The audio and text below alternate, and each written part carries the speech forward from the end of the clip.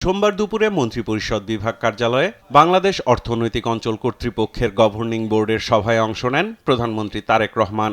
৫ বছরে ২৫ কোটি বৃক্ষরোপণ কর্মসূচির অংশ হিসেবে বিভিন্ন ইপিজেডে ১,২৫,০০০ গাছ লাগানোর সিদ্ধান্ত হয়। সভায় নতুন অর্থনৈতিক অঞ্চল প্রতিষ্ঠা, বেসরকারি অর্থনৈতিক অঞ্চলগুলোর মূল্যায়ন এবং সরকারি মালিকানাধীন অব্যবহৃত শিল্প সম্পদের সর্বোত্তম ব্যবহার নিয়েও আলোচনা হয়।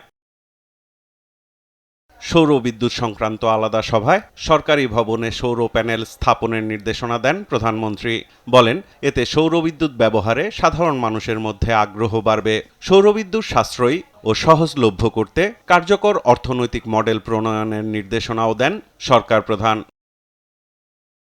সামাজিক যোগাযোগ মাধ্যমে দেয়া ভিডিও বার্তায় প্রধানমন্ত্রী বলেন, সুস্থ দেশ গড়ে তুলতে পরিষ্কার পরিচ্ছন্নতার বিকল্প নেই। সবাইকে পরিবেশ সচেতন হওয়ার আহ্বানও জানান তিনি। আপনাদের কাছে আজকে এই সহযোগিতাটা আমি চাইছি। আমরা সকলে মিলে আসুন, চেষ্টা করি আমাদের দেশটিকে পরিষ্কার সুন্দর রাখতে। আমরা সকলে মিলে চেষ্টা করি আমাদের পরিবেশটিকে সুন্দর পরিষ্কার রাখতে, যা নিশ্চিত করবে আমাদের আগামী দিনের বংশধরদের জন্য একটি সুস্থ দেশ, সুস্থ পরিবেশ।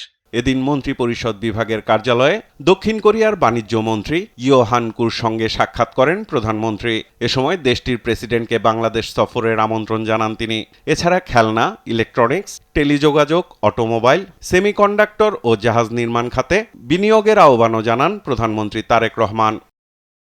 সাইফুল রিপন, দেশ টিভি, ঢাকা।